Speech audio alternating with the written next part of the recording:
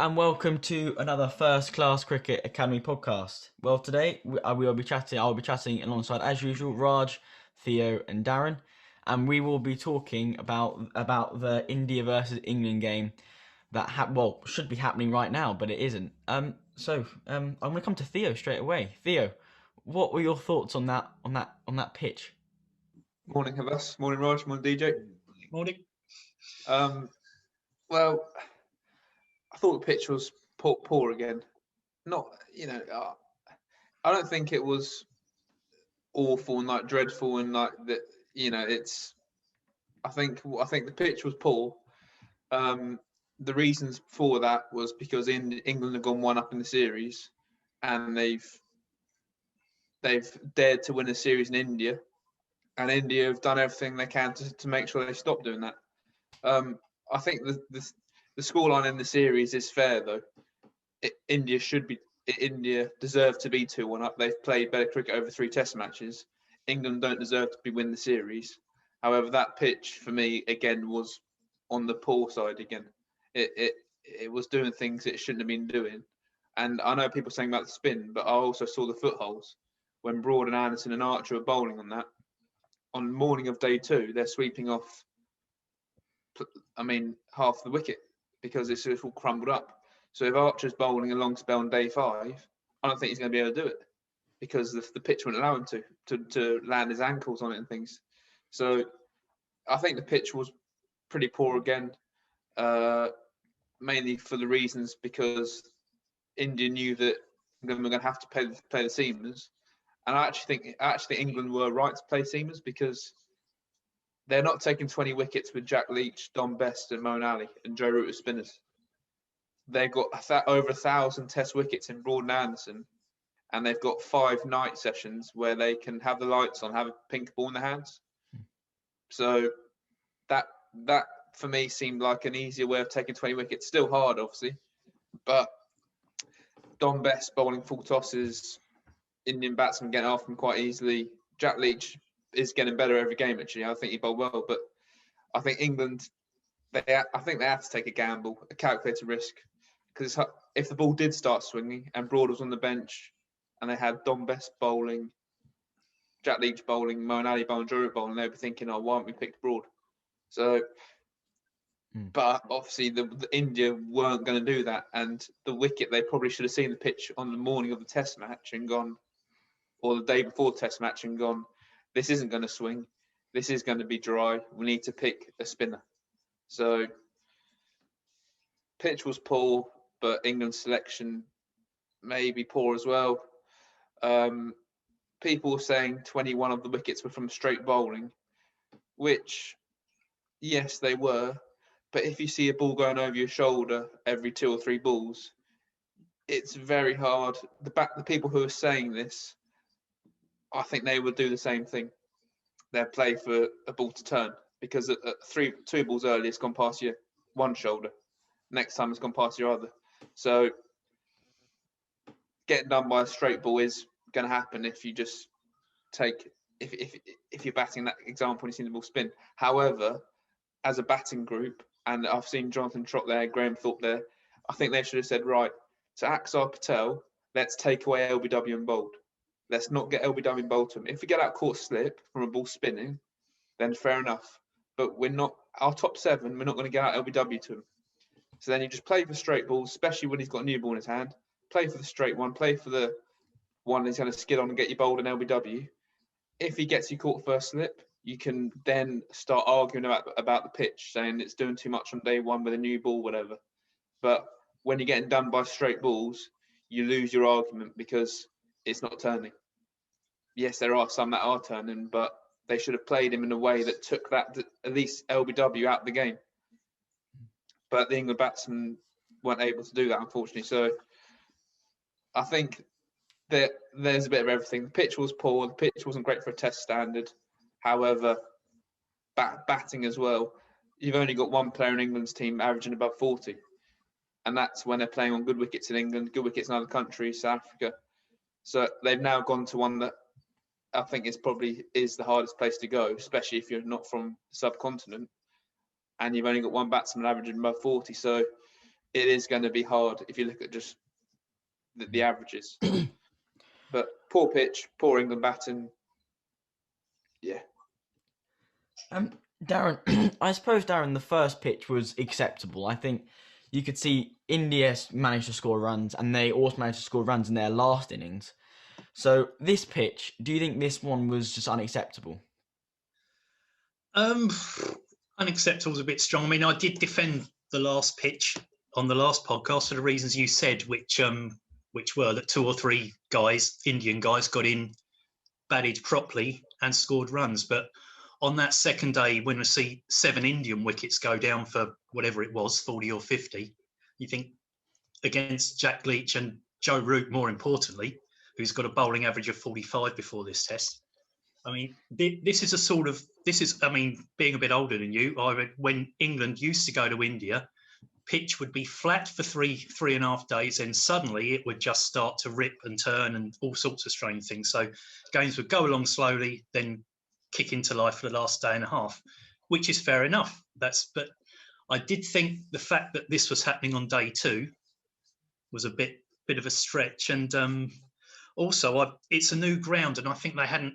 I did hear on the radio they hadn't played a first-class game on there for 3 or 4 years while they've been building this new stadium. So to play a test match on it before anything else was probably a bit of a risk. But also, as Theo said, India in these conditions, and maybe even in English conditions, we'll find that out in a few months, are far better than this England side. Far better than this England side. And although, I mean, there's a lot of talk about the side we picked, but the reason we're 2-1 down and we'll probably go 3-1 down in this series isn't because of our bowling attack. It's because of our lack of scoring runs. I think England have gone since the first innings where of the first test where Root got 200, we've been bowled out for less than 180 5 times on the trot now. So there's a lot of strange things going on. I would take the first shot Bairstow played to his first ball in the second innings, a big wild slog sweep at the first ball to a left arm spinner who's turned it a long way. It's just a shot of panic, and I think that shows through the whole team. And I agree with Theo on surely when you're playing, I know it's difficult because he bowls 60 miles an hour and some balls are ragging square, but Axar Patel, surely you play the line, and if he turns it past you, then he turns it past you, rather than playing for turn and getting caught in front, getting LBW and bowled. Yeah, then you've got the argument for the bad pitch. If he's spinning it past your top corner of your bat, past your right shoulder, you can say this pitch is unplayable. But he's skidding them on and getting your LBW.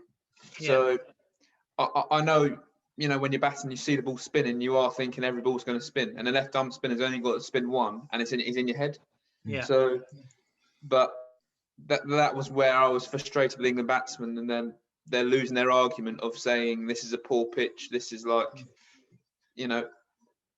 that like I said there, DJ, this is the first test match in this ground.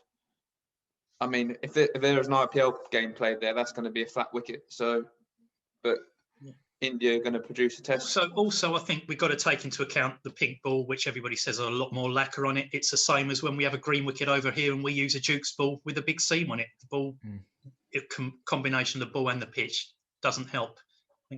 As the problem is, as I think I said last week, we do play the victim quite well. Nobody's complaining when we put in Australia in on a green seamer and Broad and Anderson seam it round corners and bowl them out for 50 odd. So I think we've got to take the rough with the smooth sometimes.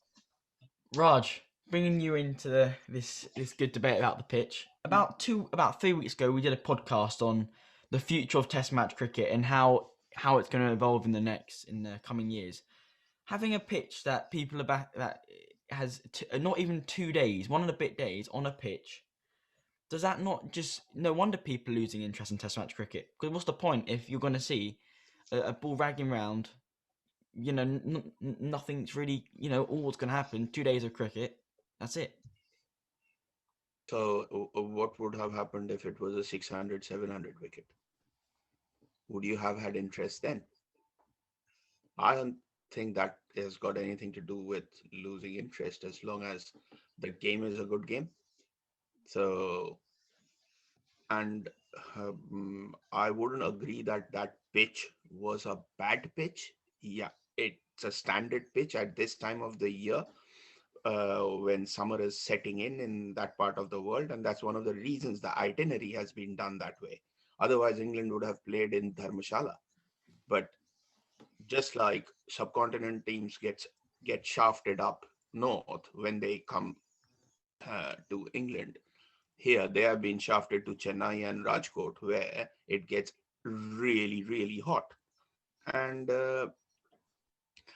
if you saw Rohit Sharma bat on that and the Indian second innings, he was fine. But you need a different set of skill sets to bat on that. Okay, now it's like you're not going to learn cooking when you come on the Jamie Oliver show. You need to learn cooking way before that. And the problem is there are very few guys in that batting lineup for England who can bat on surfaces like that. Okay, Joe Root is an exception. But most others, Zach Crawley batted really well, but most others are going to panic on that wicket because they wouldn't know where their next run is going to come from, because they do not trust their defense. Because in England, defense is a rude word these days. When you come through the system, defense is a banned word. Okay.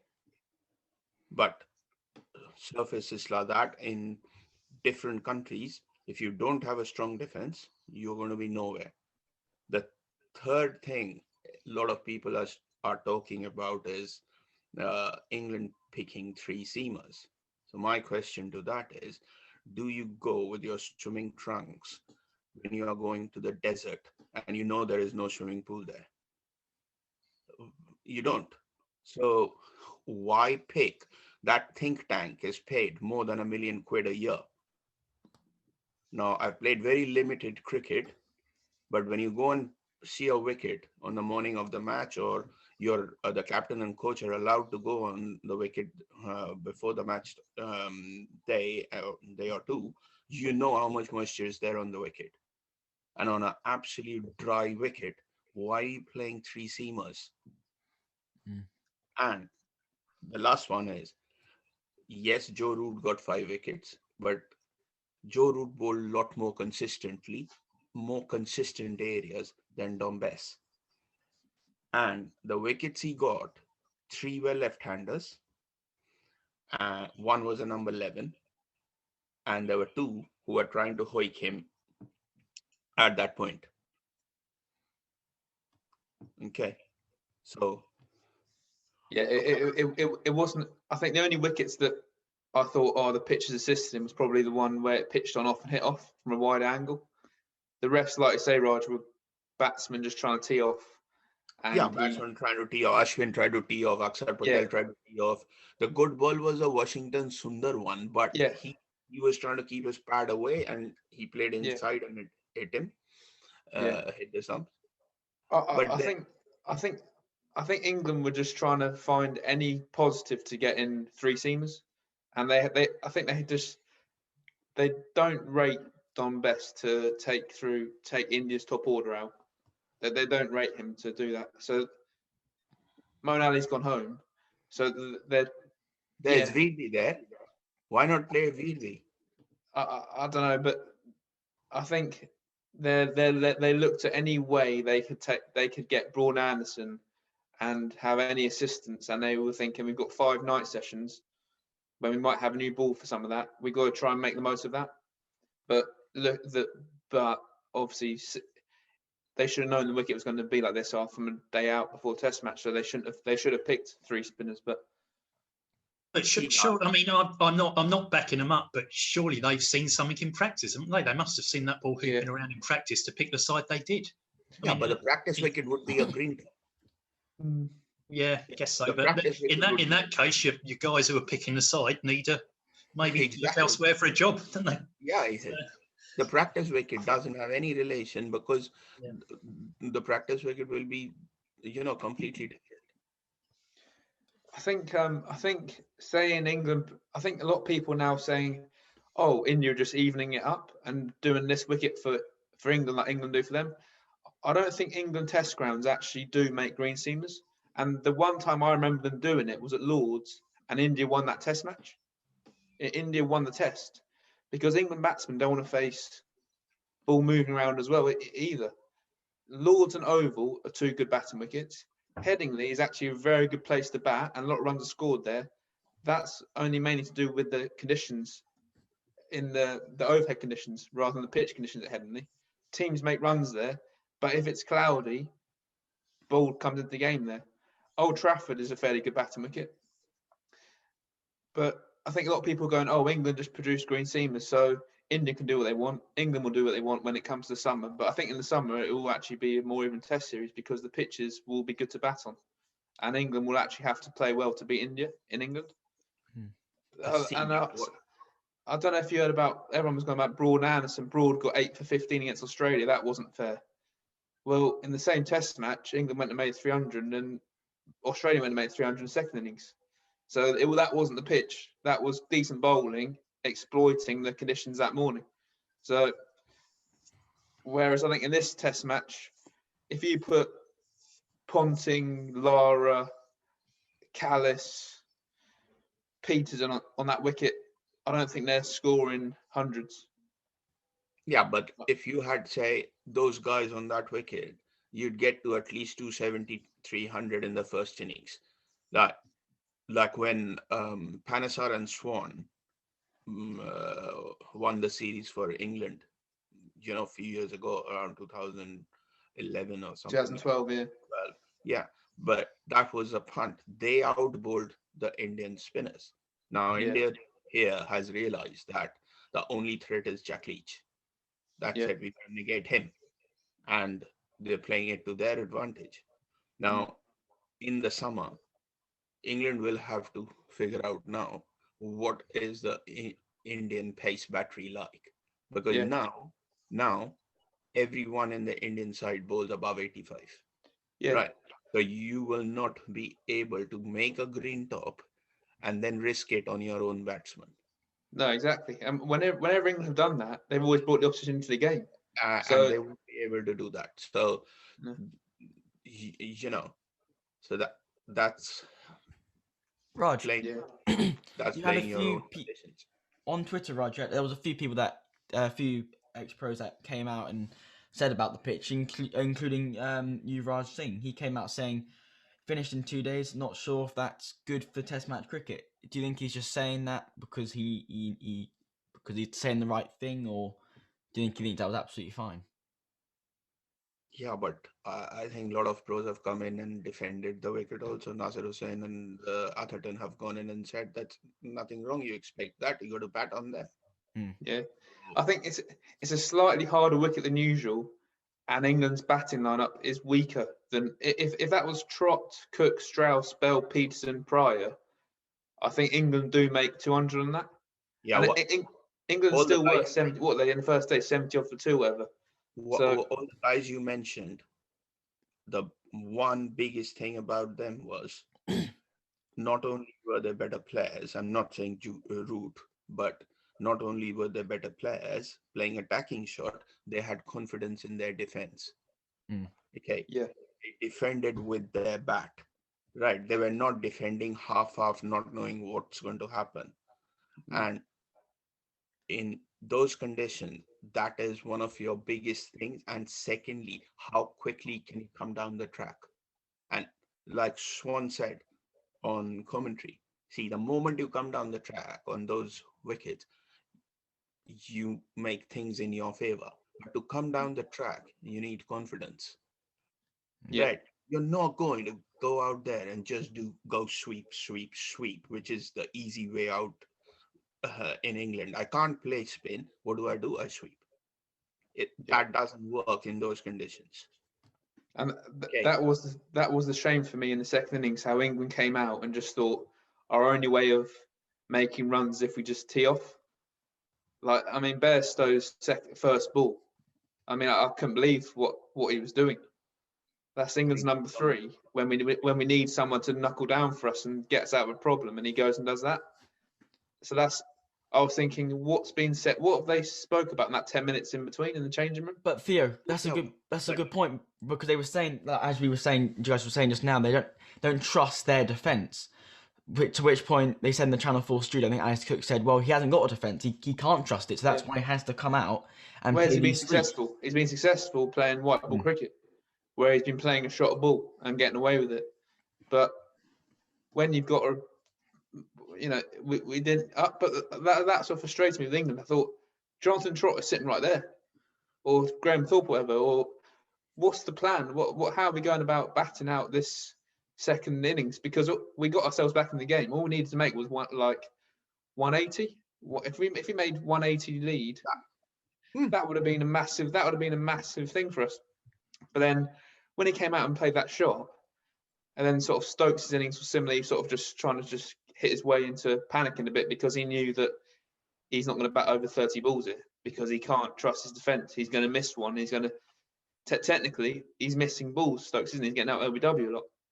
But other thing they didn't get it was the two surfaces. Now the soil in India, the Chennai soil wasn't red soil. Okay, so Chennai soil was slightly whitish soil. The soil here at Rajkot has been got from Bombay, right? So Bombay soil is red soil. Now, the difference between the white soil and the red soil is the red soil has got a bit more, it goes a bit quicker on that, and there's a bit more bounce on that. Right. Now, in the Chennai test, you could hang a bit on the back foot, right? Yeah. Because there was a bit more time there. And what they did was on this wicket, they wanted to hang on the back foot. Now on this wicket, the pink ball is skidding. The ball has got more pace of the wicket. You cannot hang on the back foot, right? The other thing which really stunned me was Zach Crowley, second innings. First innings, he batted so well. Second innings, he came in. First ball, how can a batsman get bowled on the back foot, and that too, you're off stump to a ball coming in? Well, it hit his middle stump first. But he played. He left both his stumps open when he went back. I think if you are a normal test batsman, you'd get LBW if you had covered the line. Yeah. But Raj, what I don't understand is why didn't India open with a spinner in the first innings? Because they saw Zach Crawley struggling in Sri Lanka. So why didn't they just keep bowling with a spinner? I don't know, but because they had, they had Ishant obviously playing his 100 test match, and they had to, and why would they play Bumrah otherwise?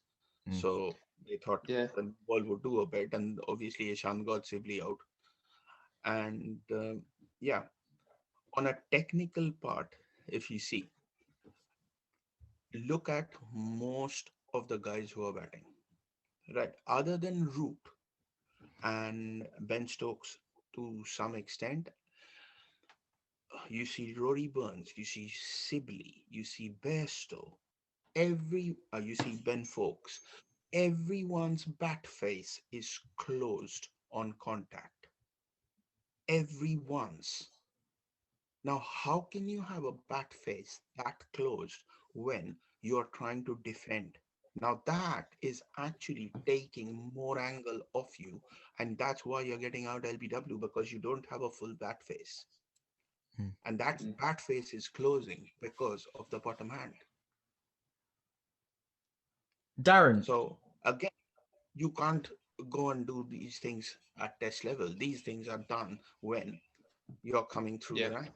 And India away is not a place to have technical issues. You know what I mean? You need to go there and be above your average to succeed there.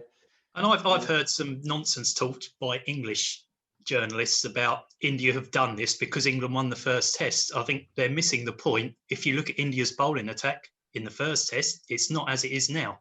And I think Axar Patel is the best finger spinner on the planet at the moment by a distance, I think.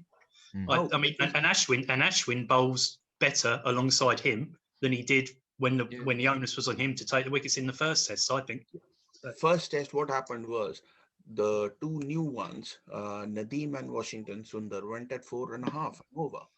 Now, the moment you're going at 4.5 and over, right? The game is running away from you. And He Akshar just Patel, just see, he's come into the side knowing fully well how many wickets he gets now. Jadeja gets fit, Jadeja gets into the side. Mm. Okay. And what has he done? He's just come in and bowled on the spot. Bang, bang, bang, bang. yeah He's not sat there as a 13-year-old listening to, uh, psychologist talk about red light, green light, blue light, and all that stuff. He's just bold. He's bold and yeah he's accurate. yeah. Mm. He doesn't give you any. He doesn't give you He any doesn't give you anything. an, Now, anything to. Yeah, we are all talking about Dombes not being consistent and all that. Now, I feel sorry for Dombes because when Dombes was coming up through the ranks, I know how it works in this country. He wasn't bowling enough. No one is telling him that he needs to bowl every day, right? He needs to bowl for about 300 balls a week minimum at practice. He was being made to listen to dodos and filling up spreadsheets and stuff. A job of a bowler is bowling, the job of a batsman is batting, and job of a fielder is catching and fielding. As simple as that. It's a feel thing. yeah. That's why Jack Leach has improved. I think because he just bowled more. He just It's got more. He's got more overs under his belt, but he was going into a Test match in Sri Lanka very cold Yeah. for some reasons that he couldn't control, obviously. But he's built up his overs over the winter, and he's bowling really nicely now. And that now he's looking like a first choice spinner rather than a sort of a backup to someone. Darren, would you? It was actually quite interesting. On just before the game started, Krem was jokingly saying, "Do what Strauss and Cook would have done: be boring on that wicket, take your time." Now, yes, it's funny what he said, but it's true. Yeah, I mean, the people were saying on the TV, we're sitting there watching England lose wicket after wicket with two guys who could probably still do a job, to be honest, sitting in the com box talking about it. But yeah, there was a reason they were successful, and they both allied to this a little bit. They knew their game. They have 2 or 3 shots, 2 or 3 scoring options to a spinner, and that's what they would do. And they would a test match, if it goes a full distance, lasts 450 overs. So why do you need to score at 4 and over? It's great if you're Australia in the 90s and you've got a side who can do that, but we haven't got a side who can do that. And in modern cricket, whereas it used to be 400-500 with the first innings score to get you on top of a game, in modern cricket, because I feel the skill level of the average Test player has gone down a bit, or quite a lot. If you score 250, 300, or even in some cases 200, you're still in the game if you can get that in the first innings. And because Axar Patel's starving England the runs, England are looking for things that aren't there, and nobody's coming down the wicket. And even you don't need to attack a spinner. If you come down the wicket, you come down the wicket and block it. At least you're trying to make him do something a little bit different. But no one did that. And the second innings was, well, the first innings wasn't great, but the second innings was embarrassing. Sitting here watching it all. So The second innings felt like they just given up. It was like we've got to play T20 shots, we've got to play one-day cricket shots. That they were believing too much the wicket was doing too much, which it was doing a little bit, doing quite a lot for a day 2 pitch possibly, but it was sad to see that their only way out, they thought, was just playing T20 cricket. And it was like, if we just block out a spell from Axar and Ashwin, they'll get a seamer on. That's what we're used to. We played seamer well in the first innings. It was 70 odd for 2 against them. Sibley likes facing seamers, and then he goes and plays a slog sweep and gets caught behind. And it was just like, I've never seen him play a slog sweep in his Test career. And all of a sudden, he's got on one knee and tried to hoik Patel, who was in his probably his 9th or 10th over by then, out of the ground. And I just thought, why not just get up the other end? You've got Joe Root with you. All right, we've lost 2 early wickets, but we're still well in it. You're all saying all we need is a 120 lead and we're in the testing, and then he goes and slog sweeps. That's where I lost sympathy for England about this pitch. This is where I thought, all right, the pitch has done a bit, but we've really believed it too much, and we've just thought we just got to slog our way, and if we don't slog our way, we're just going to fold, and that was sad. The other thing I want to say is when you see the England changing room, right, there are more people than players there, right? and all with serious faces looking at laptops, right? That's what you see. Now, it didn't take rocket science to work out that Aksar and Ashwin were bowling at the stumps. That's it, looking to bowl straight. So when you are looking all day at that computer screen, sitting in that changing room, what are you doing? Can you not go and tell your bowlers that you need to, these guys are going really stump to stump on this wicket? Look at where the boundaries has been scored by the Indian batsman. Mm. Right. Why are you trying to beat the outside edge when both the other spinners are trying to bowl wicket to wicket on this? Because LBW and bowled as the main dismissal coming through. So in Right. that case, why are you there in that changing room, looking at your screen? Coming a bit away from the pitch and team selection and how he maybe should have gone about the situation. Again, the technology of DRS seemed to have intervened. I think it might have been in the first day. There was a few incidents. One question, Theo. What I find is very odd is that they are not giving the angles to an England review it. They're giving more angles to an India review. I've seen. They're showing more angles. What do you think? Well, I mean, are you talking about the Ben Stokes catch that was or wasn't? I know it went down. It went down, but they Yeah, didn't but I show mean, the other angles. I think, yeah, but I think that Ben Stokes one, all right, the angle we saw looked like it hit the ground. Ben Stokes doesn't strike me as someone who would cheat. Mm. He's caught it. He's threw the ball up. The decision was out from the umpire anyway. So has that one angle done enough to overturn the umpire's decision and the fielder saying I've caught it? But the host broadcasters only showed one angle. Mm. When Jack Leach nicked off the second slip, They showed. we've seen about 25 angles to find conclusive evidence that he's caught it. That for me felt a bit weird. If that was India, if that was, I don't know, Rahani's took that slip, they would have probably shown more angles to show that that ball had been caught. Maybe, I don't know, but just seemed weird how the Stokes one was one angle. Rahani's catch a slip off Leach was about 7 or 8. Darren? I'd agree with that. All right. I'd agree with that. They needed definitely more angles on that. But Yeah. I think it looked so obvious that it had touched the ground. Yeah, It looked so obvious. What's the point in doing it? Almost like, when you have a no ball and then the appeal doesn't matter. So the first angle looked so obvious that the ball had bounced. Yeah. So that's what I just thought. If that was the other way around, would it have changed? And the other thing is, I mean, we've all played a bit of cricket. There are some times, especially in those situations, when you pick up when the ball is dying on you, when you pick up and you're not 100% sure.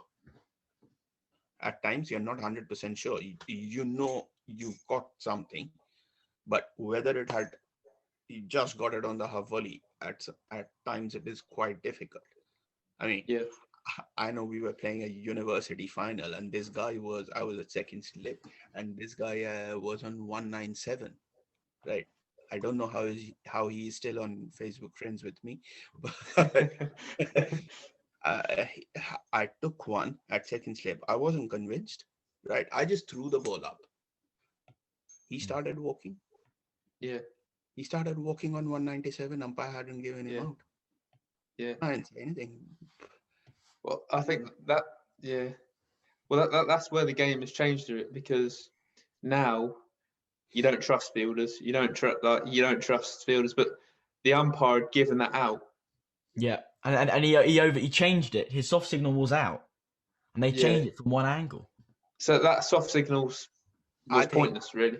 It's a pointless thing, because they should just say, we don't know how this is. Can you make a decision for us? Because the soft signal was irrelevant.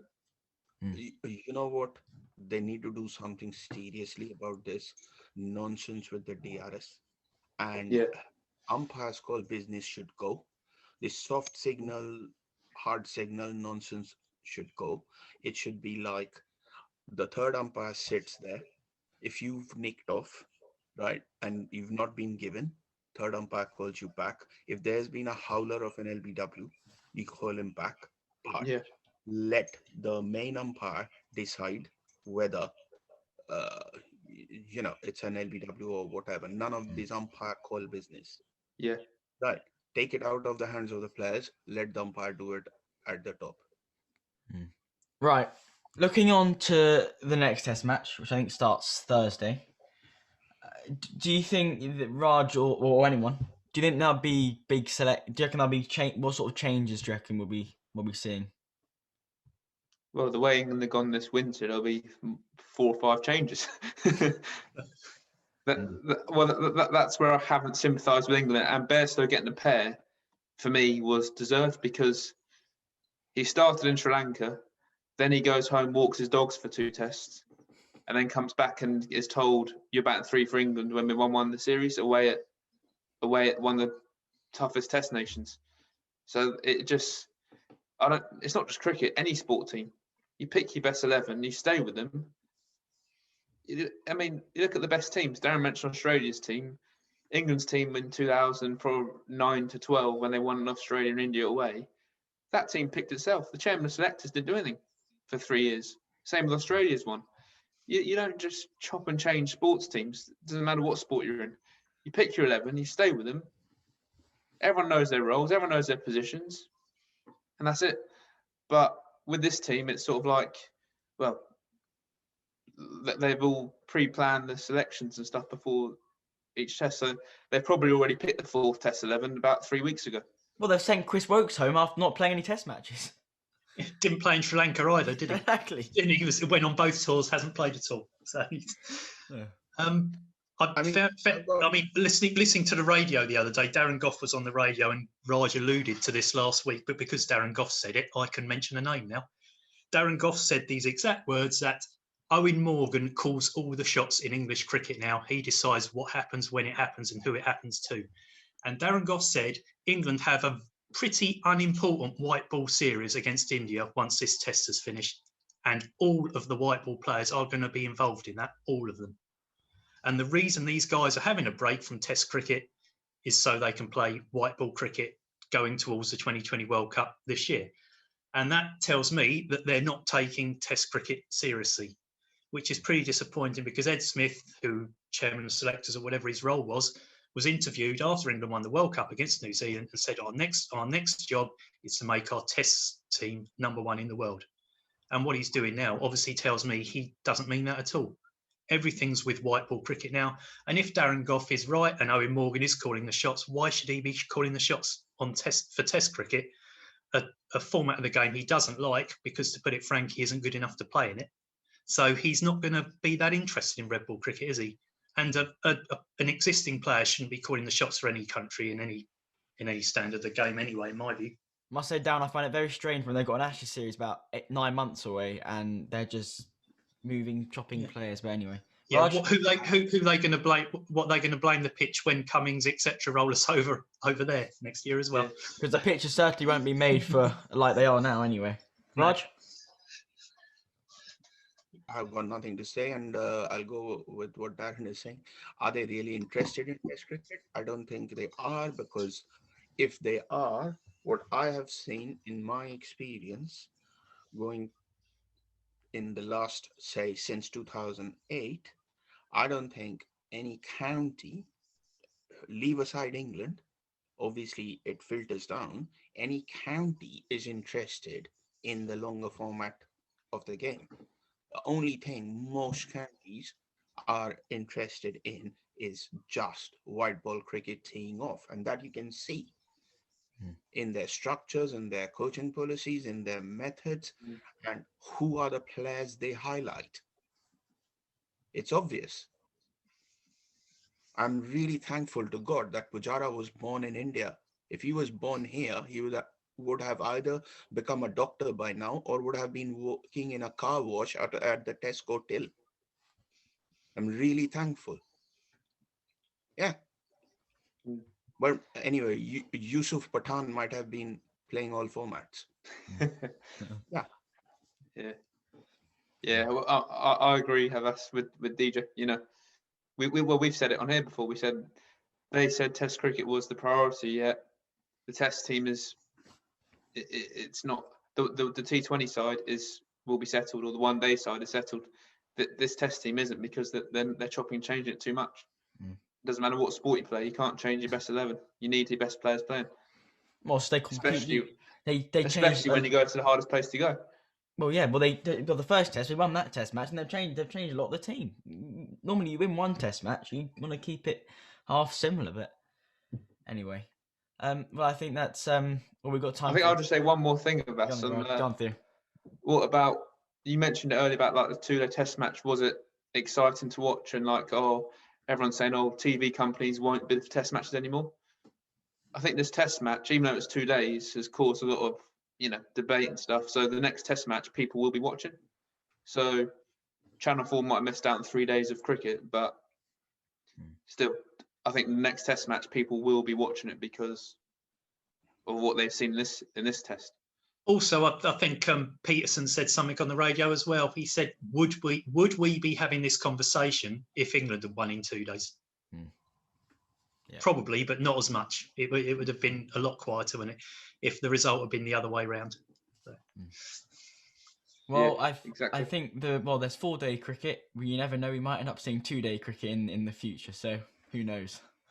So the only thing that worries me, this adds a bit of fuel to the fire for these idiots, in my view, who want Test cricket brought back to 4 days, which I think is entirely wrong, and this stokes the fire for them a little bit with games like this. DJ, we could be seeing 2 days of cricket. Well, we will with this England batting lineup again. So. All right then, guys. But that's the thing. If batting is getting worse and worse when teams go away from home, so you haven't got to change the format of the game. You need to just go back to the way it should be played.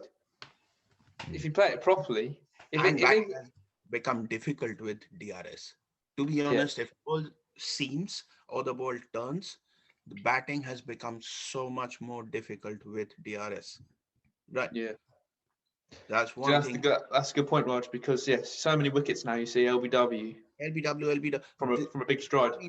I mean, now they are appealing when someone is down the track, about 3 steps down the track for LBW, and reviewing it. Yeah. It's absolutely crazy that you're even asking for it. Okay. Batting has become super easy in the white ball format, and batting has actually become difficult in the longer format with this DRS business. Right. I think that's Rivers. Last word for you. I was just going to ask Raj and DJ what they thought about the Test Championship, because do you reckon you'll see more pitches that are tailored like this because there's a final at the end of it, or if India win this series or something, if India win this, they go into the Test Championship final? Yeah, but I can tell you now what the Lord's wicket is going to be like. It will be like Wimbledon. I can tell you now. Because England are thinking we want to get in the final next year, whenever it is, so we need to do something. So no, because if New Zealand come here, right, England, New Zealand play at Lord's, they're not going to give anyone a belter at Lord's. I can tell you now, it will be a green seamer. If that's a green seamer, then New Zealand are going to be happy. They'll be happy with that. But New Zealand will be happy, but depends on whether India's full pace battery is fit. And also, my other, almost a conspiracy theory, surely the ECB will want Lord's filled with Indian supporters for 5 days, and they'll get that with a flat track, won't they? 5 days of cricket. If they look, especially now, where cricket is going to look at financial issues because of the last year and a half, nobody's watched a game of cricket. Yeah. So I think over here we do kind of produce wickets that last because we fill the grounds and we make more money that way. But also the weather here. If it's cloudy, the ball is going to move. You don't need the pitch to help you like that. So there will be times in a test match here when the ball does do stuff because of the conditions. But like I said earlier, Headingley is a great place to bat if it's sunny. People make hatfuls of runs there. Yeah. Right, I think that's where we're gonna end there. So thank you for that good debate, Raj, Theo and Darren. We will be hopefully back after 5 days of the next test match, but you never know, could be one day. So thank you very much, guys, and we'll be back next time.